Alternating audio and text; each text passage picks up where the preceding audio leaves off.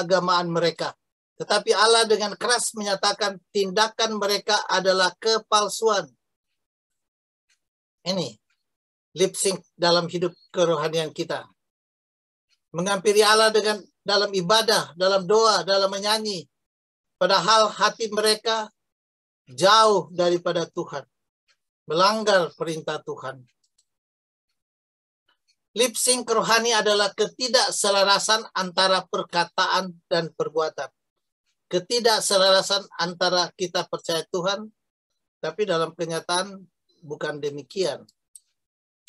Bagaimana dengan kita? Kita tidak menyanyi. Ketika kita menyanyi, melantunkan pujian kepadanya, apakah hati dan perbuatan kita sudah selaras dengan nyanyian kita?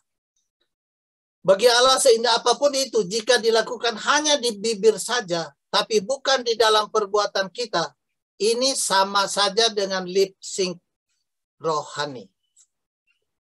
Jika dilakukan hanya di bibir saja, bukan dalam perbuatan, ini sama dengan lip sync rohani. Bagaimana dengan orang Advent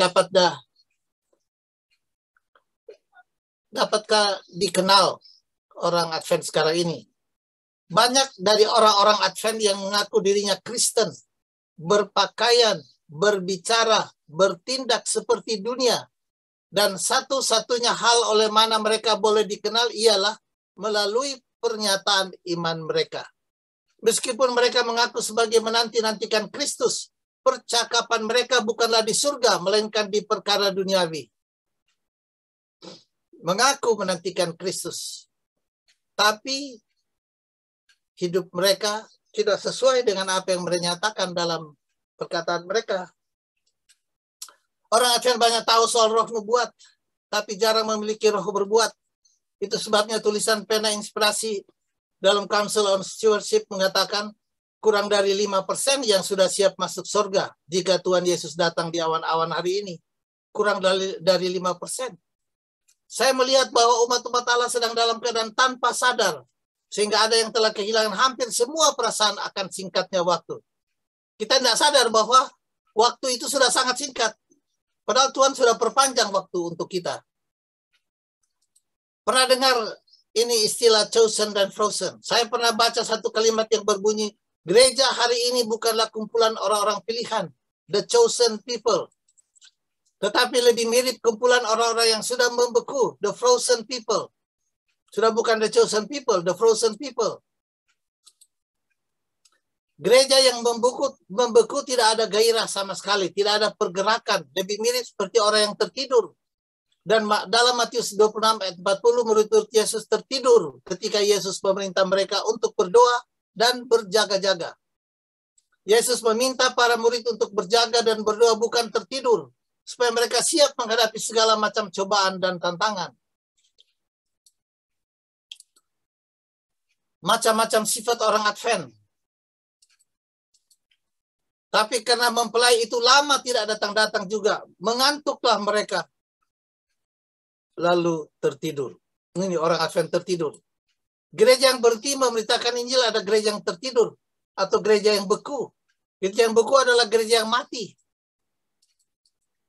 Gereja yang tertidur adalah gereja yang acuh tak acuh, cuek dengan ajaran Yesus dalam Alkitab. Dan kalau sudah cuek dengan apa yang Yesus ajarkan, bagaimana kita bisa membangun hidup kerohanian orang lain? Kalau sudah cuek dengan apa yang Yesus ajarkan, bagaimana mau membangun hidup kerohanian orang lain? Orang Advent merpati itu cuma mau ke gereja kalau ada makanan saja. Itu orang Advent merpati. Orang Advent gerobak dorong. Orang Advent gerobak dorong itu adalah anggota yang harus didorong-dorong terus-menerus. Bahkan sampai sudah jadi Kristen puluhan tahun pun, masih harus didorong-dorong terus. Orang Advent kapal selam. Orang Advent kapal selam timbulnya setahun sekali. Waktu Natal atau tahun baru kelihatan di gereja. Orang Advent Coca-Cola, kalau kita buka Coca-Cola, begitu dibuka langsung meletup. Apalagi kalau sebelumnya botol itu dikocok-kocok dulu. Artinya semangat anggota yang mula-mulanya luar biasa untuk membangun jemaat Tuhan. Awalnya seperti itu. adalah satu kenyataan hikmat yang saya sampaikan kepada gereja bahwa tidak satu pun dari 20 nama yang tercatat dalam buku gereja telah siap bagi penutupan sejarah bumi mereka. Dan mereka pastilah akan menjadi tanpa perlindungan Tuhan dan tanpa pengharapan di dunia, sebagaimana orang-orang berdosa lainnya. Tidak satu dari 20 siap bagi akhir dunia ini. Mereka itu tanpa perlindungan, tanpa pengharapan. Padahal pelajaran sekolah sahabat tadi saya dengar, selamat itu sebenarnya gampang sekali. Pasti semua bisa selamat, tapi ya kalimat ini katakan tidak satu dari 20.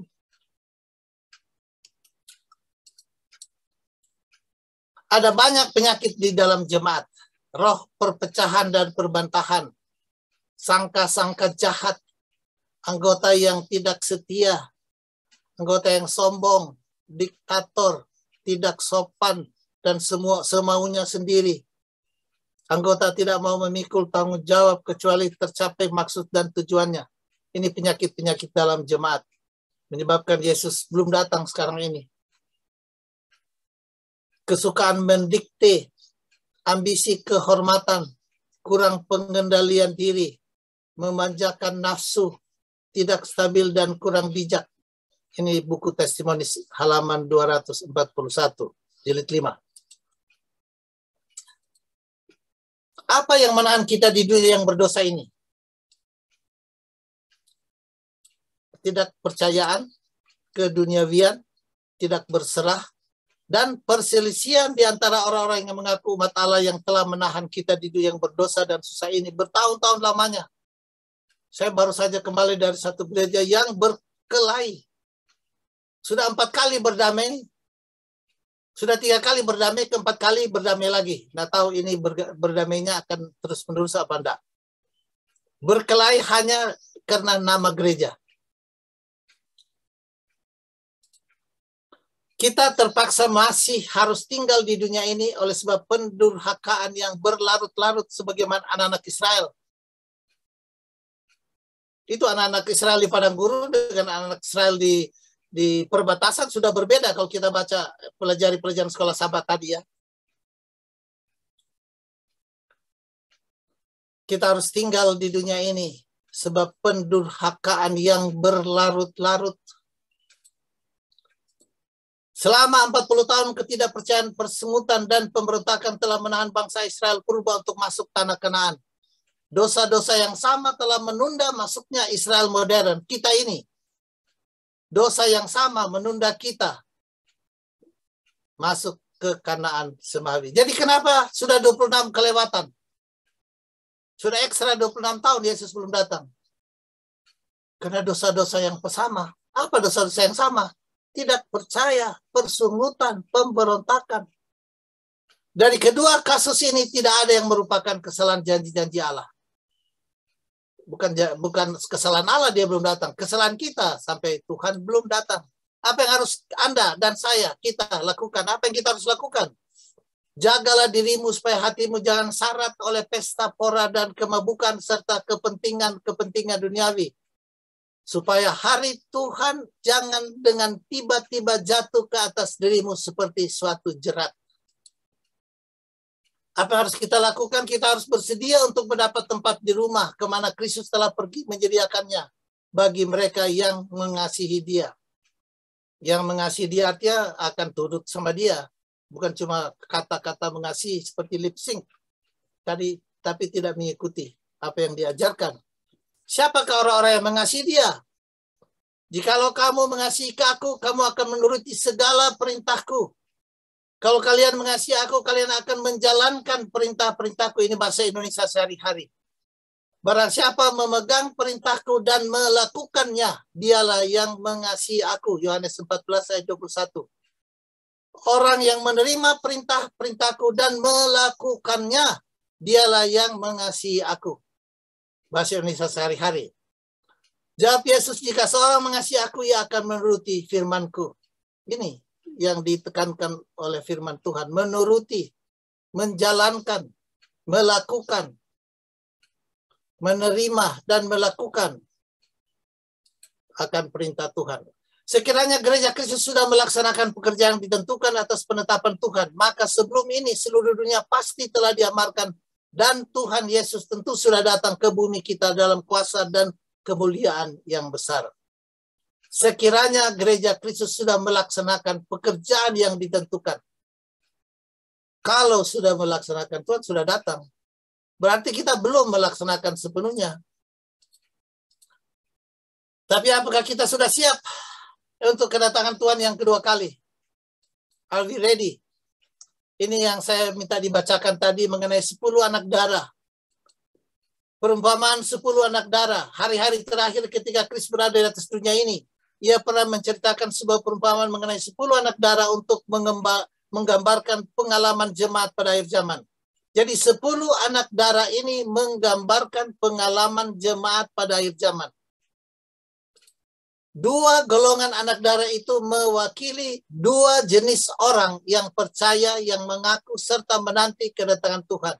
Jadi 2 kelompok anak darah ini mewakili 2 jenis orang, 2 jenis kelompok, atau 2 jenis orang yang mengaku, percaya, dan menanti kedatangan Tuhan.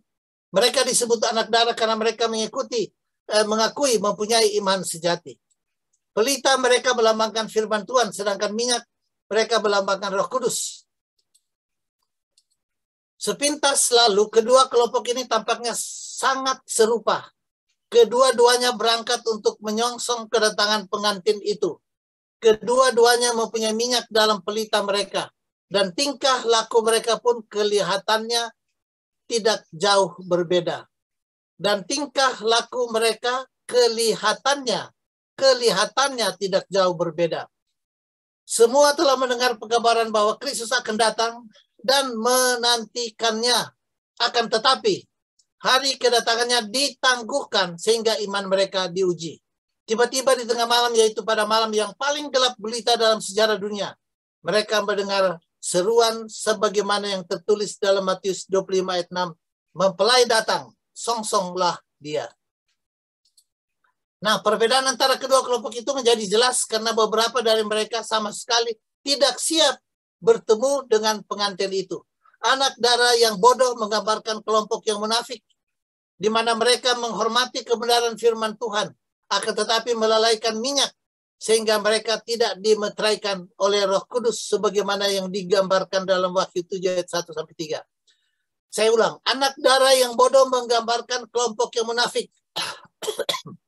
Mereka menghormati kebenaran firman Tuhan, akan tetapi melalaikan minyak. Nah, ini kalimat melalaikan minyak penting untuk kita perhatikan. Mereka telah puas dengan pekerjaan diangkat dan belum jatuh pada Yesus, batu karang itu. Mereka kelihatannya mempunyai kehidupan baik. Mereka kelihatannya kehidupan yang baik, tetapi kosong dari kuasa Allah. Minyak melambangkan karakter atau tabiat. Ini 10 anak darah, halaman 299-300. Kalau saudara baca, minyak melambangkan karakter. Minyak melambangkan karakter. Ini perlu diingat. Bagaimana tabiat dibentuk? Tindakan membentuk kebiasaan dan kebiasaan membentuk tabiat. Karakter dibentuk bukan oleh tindakan baik atau buruk yang sekali-kali kita lakukan, tetapi karakter dibentuk melalui perkataan dan perbuatan yang berulang-ulang kali kita lakukan. Yang berulang-ulang kali kita lakukan. Oke, saya ulang. Karakter dibentuk melalui perbuatan yang berulang-ulang kali kita lakukan. Melalui perkataan dan perbuatan yang kita buat berkali-kali, berulang-ulang. Itu karakter. Jadi minyak itu melambangkan karakter. Tabiat yang baik dan suci tidak datang secara mendadak. Itu diperoleh melalui pergumulan dan usaha yang tetap dalam mengalahkan diri dan kebiasaan yang salah. Semua mempunyai pengetahuan mengenai kitab suci. Ini mengenai 10 anak darah, ini aplikasinya buat kita. Semua mendengar pekabaran mengenai kedatangan Kristus yang sudah dekat. Semua kelihatan menunggu kedatangan Kristus. Kelihatan menunggu kedatangan Kristus.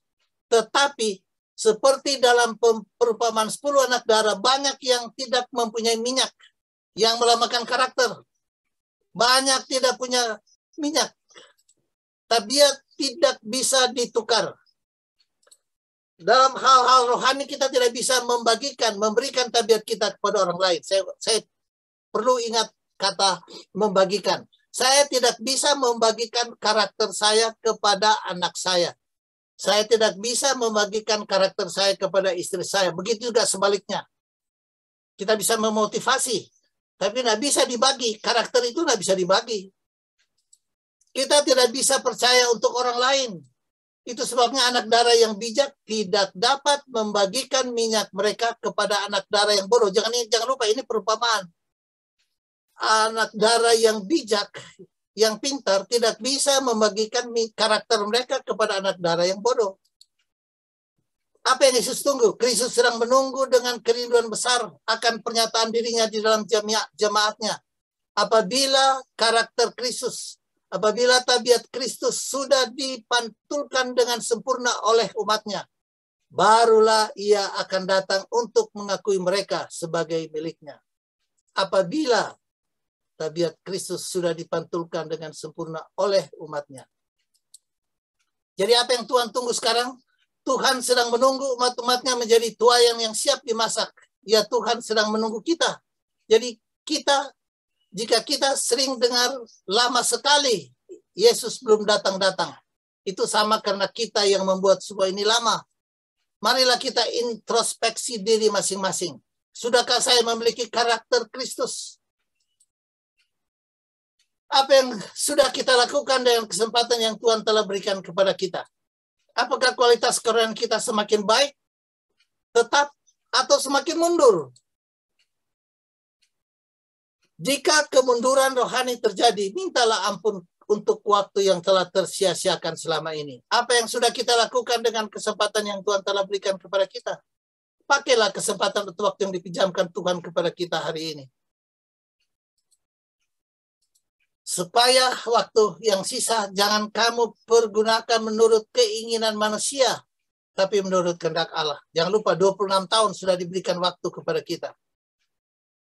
Pergunakan waktu itu untuk menurut kehendak Tuhan. Apa arti ayat ini? Berarti sangat penting bagi kita untuk memperhatikan waktu yang kita miliki saat ini. Yang singkat. Kalimat waktu yang sisa mungkin sering kita dengar dari dokter atau di rumah sakit. Biasanya kalimat ini diucapkan jika waktu dari seseorang tidak akan lama lagi dan akan segera berakhir. Jadi waktu yang sisa adalah detik-detik terakhir dari kehidupan kita. Detik-detik terakhir ini tidak hanya berbicara mengenai pintu kasihan tertutup secara global yang dinubuatkan oleh Alkitab. Tetapi ini juga berbicara mengenai pintu kasihan yang tertutup secara pribadi, yaitu kematian. Berapa banyak waktu yang sisa yang kita miliki? Pertanyaan bagi kita untuk direnungkan. Sudahkah kita memperhatikan detik-detik terakhir yang begitu singkat?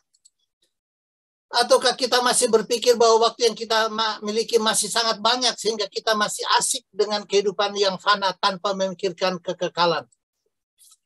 Apakah someday law mau terjadi atau tidak, itu tidak terlalu penting bagi kita. Yang penting bagi kita adalah bagaimana kita mempersiapkan diri untuk menghadapi akhir dunia ini.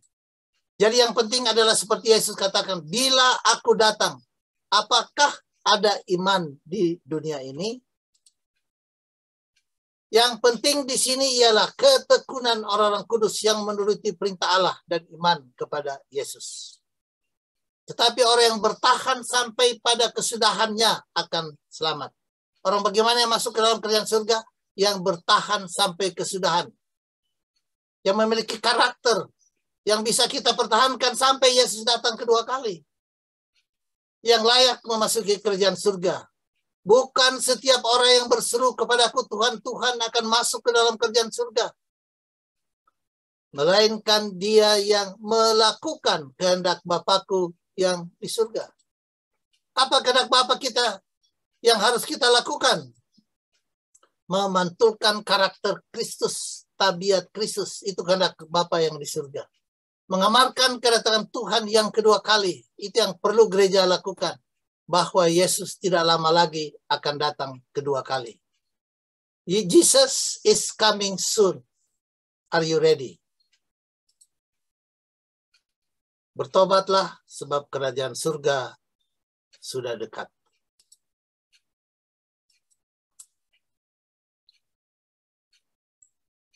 May the good Lord bless and keep you till we meet again.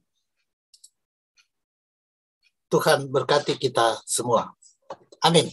Kami dalam surga, kami berterima kasih kepada Tuhan atas firman Tuhan yang telah kami dengarkan. Betapa pentingnya kami sebagai umat-umat Tuhan menyediakan minyak yang cukup, yaitu karakter yang sesuai dengan karakter Kristus, agar kami dapat menjadi umat-umat yang bukan hanya mengaku sebagai umat Tuhan, tapi adalah umat-umat Tuhan yang benar, yang setia, yang siap menanti kedatangan Tuhan yang kedua kali. Tolong Tuhan kami, agar jangan Tuhan tinggalkan kami. Tolong kami agar kami tetap setia, percaya, menurut apa yang Tuhan firmankan, menjadi berkat dan contoh melalui hidup kami.